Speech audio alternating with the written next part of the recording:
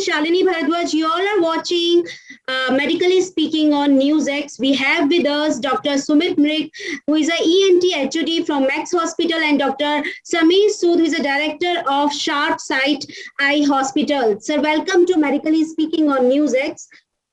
Sir, our topic Thank you. for today is, which is very important, and everybody wants to know about it. That is mucormycosis, the black fungus maiming COVID patients in India. So it has created a kind of panic. First, I would like to know from Dr. Sumit Mrik, sir, what kind of fungal infection exactly it is.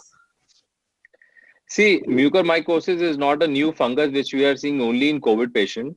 It has been present in the ENT fraternity, and we have seen a lot of patients and debrided.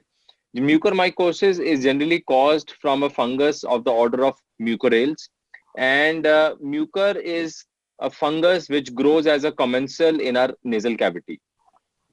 Now, when the immunity of the patient is low, like in patients who are severely diabetic, who are immunocompromised, who are cancer survivors, or who are on cancer chemotherapy, or who have underwent solid organ transplant, like the renal transplant, or the lung transplant, or the liver transplant, or most importantly, who have undergone hemopoietic stem cell transplant. Now, these are the patients which are generally in the immunocompromised state, and on addition of this, if they have diabetes, then this fungus grows very rapidly in the nose and the paranasal sinuses, and it manifests itself as a black fungus, which is actually a misnomer, but this has become very popular now in the last 3 days. So there can be 2-3 routes of spread of this disease. One spread is when a patient who is immunocompromised, the fungus starts to grow, he inhales the spore, and the spores grow through the nose and the paranasal sinuses. The second route of spread may be through your oral cavity. When you inhale that spores, it goes into the lung. We see pulmonary mucormycosis.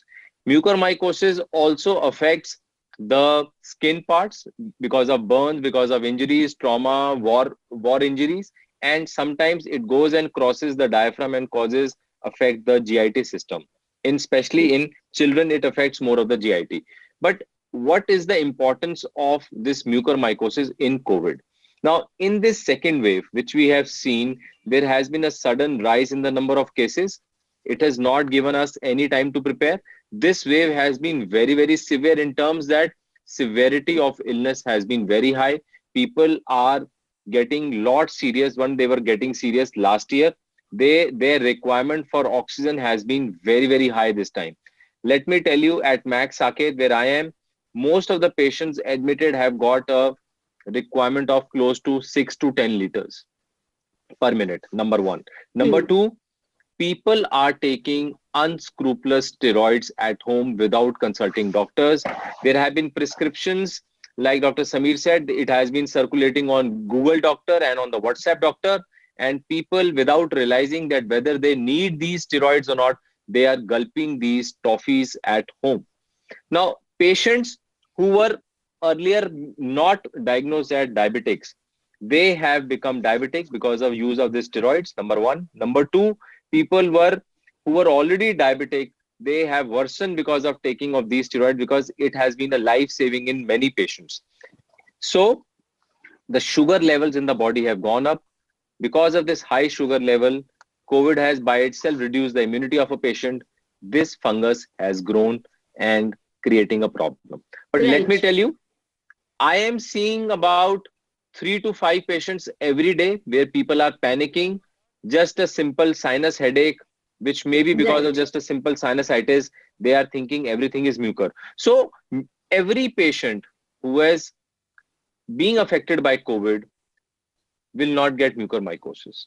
Only if you have a poorly controlled diabetes, or you have received very high steroids that you are converted into a diabetes patient now, or you have been on very high flow of oxygen for many days, you are at risk of getting COVID. And these numbers are very, very few.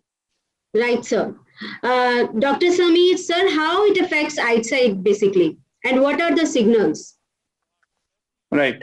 So, Dr. Sumit explained us very well, very well. And first from the nose, it goes to the eyes. So the first symptoms come to the nose, and they're generally associated, or they may go to your jaw, and you may have loosening of the teeth. But when it comes to eyes, first and foremost, there may be slight congestion of one eye. It's not both eyes; it's one eye, and you may have a small, may have mild pain inside the eye.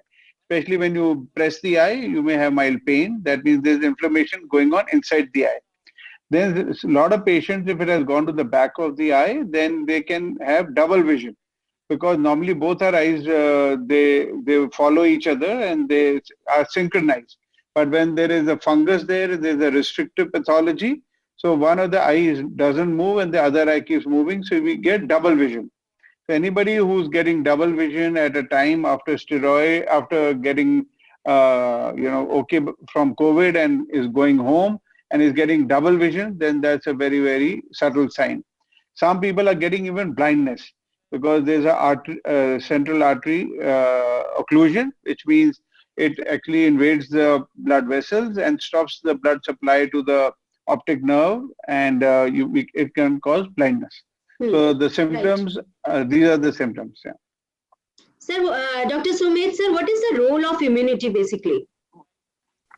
See, we don't catch infection in our body because our immunity is good. If our immunity is good, then these commensals which stay in our body are our friends. But they are opportunistic infections. When they see that the person immunity is going down, they try to kill us.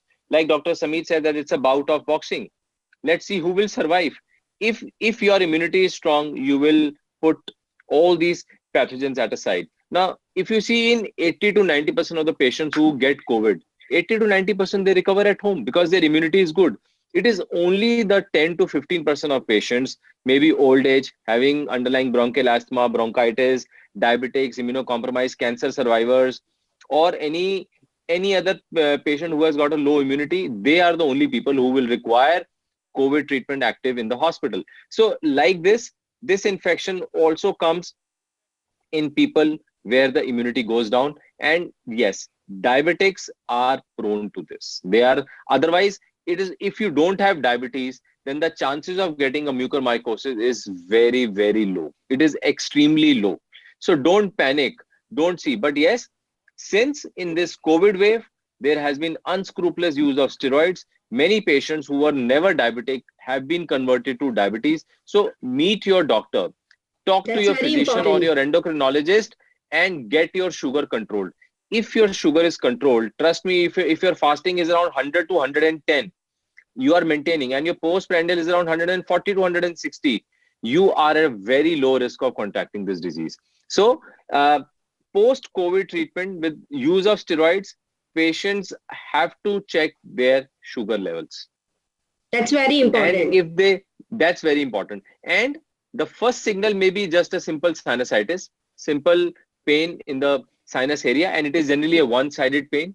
So just look for those red flags. If you have a nasal discharge, which is pus, if you have a bleeding from the nose, if you have one-sided nasal pain, along with the nose pain, you have an orbital pain or a retroorbital pain and headache on one side of the head, please meet your ENT surgeon, get an endoscopy done.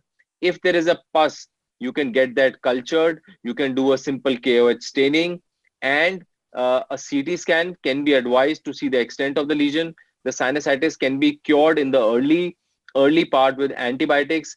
And if it shows any fungal growth on the KOH or on the culture, then simple antifungal treatment can cure the disease. So the important thing is to, treat it, catch it up early, very early, before it goes from the nose and the paranasal sinuses to the orbit, and from the orbit it goes to the brain. Then it will be too late.